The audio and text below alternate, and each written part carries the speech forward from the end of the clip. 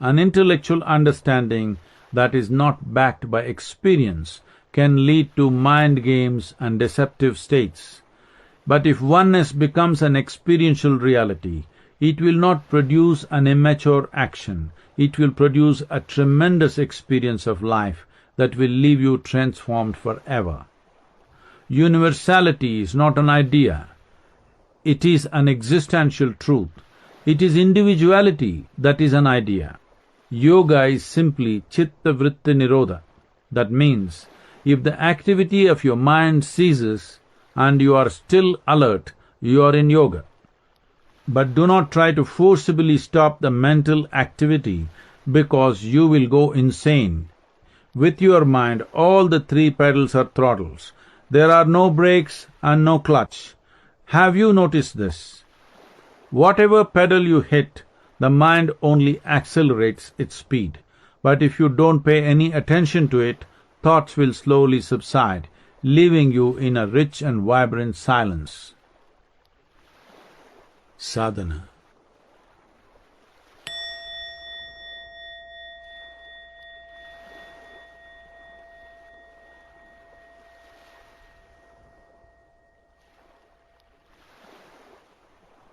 Remind yourself, at least once an hour, that everything you are carrying, your handbag, your money, your relationships, the heaviness in your heart and body, are things that you have accumulated over a period of time.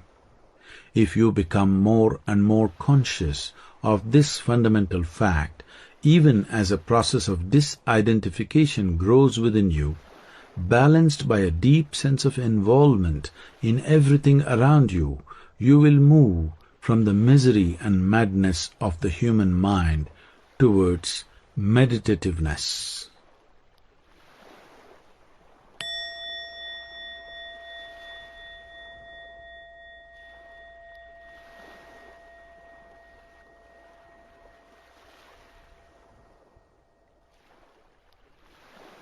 Thinking yourself out of life. It is only because you exist that you can generate a thought, but your thought process has become so compulsive that your focus has shifted from the existential to the psychological. This has happened to such an extent that you have begun to believe that you exist because you think. The foundations of Western philosophy actually rest on the famous axiom by the 17th century French philosopher René Descartes, I think, therefore I am. It is time to restate a fundamental fact: you are, therefore you may think. This has nothing to do with any philosophy, Eastern or Western, it is a simple existential reality. You can be and still choose to think or not think.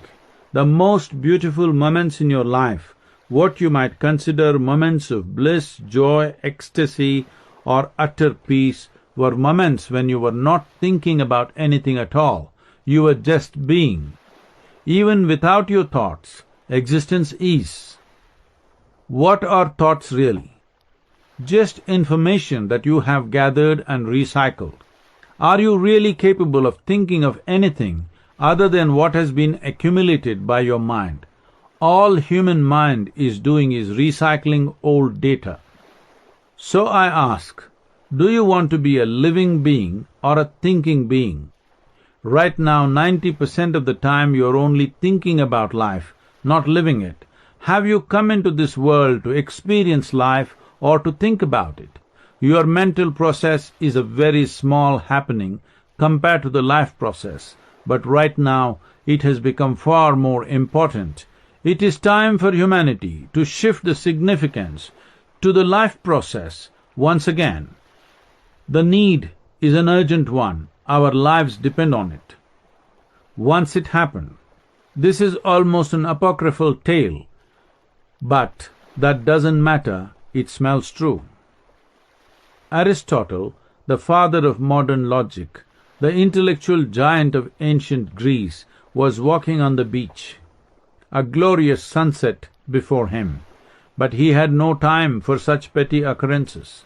He was thinking seriously about some great problem of existence. For the intellectual mind, existence is always a problem, and Aristotle was out to solve it. Lost in solemn thought, he paced up and down the beach. There was another man on the beach who was doing something very intensely, so intensely that after a while even Aristotle noticed him. Those who are immersed in their own psychological realities usually end up ignoring life around them. They seldom have the eyes to look at a flower, a sunset, a child, or a smiling face. And if it is an unsmiling face, they have no inclination to make it smile. They have no such small duties or minor cares in the world. They are too busy cracking the great puzzles of existence. But this man's intensity was such that even Aristotle could not ignore him. On close observation, he noticed that this man kept going to the ocean, returning with great single-mindedness of purpose. Aristotle paused in his reflections to inquire, "What exactly are you up to?" The man said, "Please don't disturb me. I am doing something very important." He continued with his work with furious intensity. Aristotle's curiosity was piqued. He asked again, "But what are you doing?" The man said, "Don't disturb me, it's very important." Aristotle said, "What is this important thing?" The man showed him a little hole he had dug in the sand, and said, "I am emptying the ocean into this hole." He had a tablespoon in his hand. Aristotle looked at this and laughed. Now Aristotle is the kind who can spend a whole year without a single chuckle. It takes a heart to laugh. The intellect cannot laugh. It can only dissect. But even Aristotle laughed at this and said, "This is ridiculous. You must be insane. Do you know how vast this ocean is? How can you ever empty this ocean into this little hole, and above all with a tablespoon? At least if you had a bucket, you might have stood some chance. Please give this up. This is utter madness." The man looked at Aristotle, threw the spoon down, and said, "My job is already done." Aristotle said, "What do you mean? Forget about the ocean being empty. Even the hole is not full. How is your job done?" The other man stood up and said, "I am trying to empty the ocean into this little hole with a tablespoon. You are telling me it is madness, but what are you trying to do? Do you know how vast this existence is? It can contain 1,000,000,000 oceans like this and more, and you are trying to empty it into the small hole of your head. And with what? With tablespoons called thoughts. Please give it up. It is utterly ridiculous." The other man was Heraclitus, the great Greek philosopher. In a flash he showed Aristotle what a crippled existence he was leading by attempting to extend his logic to every aspect of life. If you want to know the experiential dimensions of life, you will never know them with a petty process of thought. Even if you have a brain of an Einstein, your thought process is still outclassed, because thought cannot be bigger than life. Thought can only be a logical functioning between two polarities. If you want to know life in its immensity, you need something more than the intellect. This is the fundamental choice you have. Either you learn to live with creation, or you manufacture your own creation in your head. Which option do you want to exercise? The planet is spinning on time, not a small event. All the galaxies are managing fine. The whole cosmos is doing great. But you have one nasty little thought crawling in your head, and it is a bad day.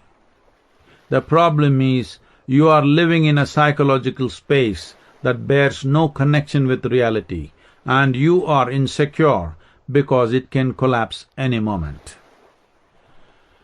In the vastness and grandeur of cosmic space, if you look at yourself in perspective, you are less than a speck of dust, but you think your thought, which is less than a speck within you, should determine the nature of existence.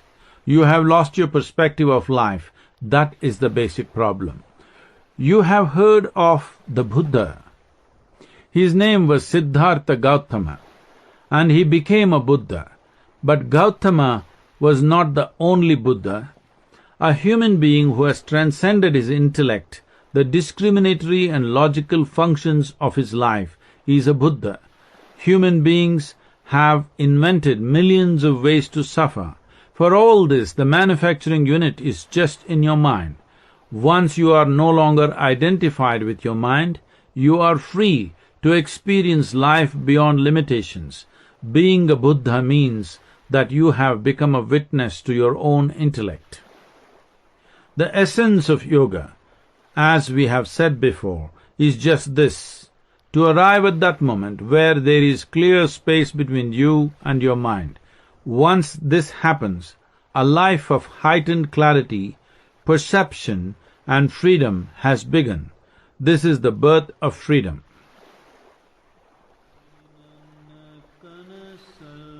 Limits of logic. Without logical thinking, you couldn't survive on this planet.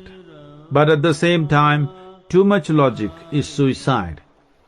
Let us say you wake up tomorrow morning and start thinking 100% logically. Do not think about the sunrise, the birds in the sky, your child's face, the flowers blooming in your garden. Just think logically. Now you have to get up, go to the toilet, brush your teeth, eat, work,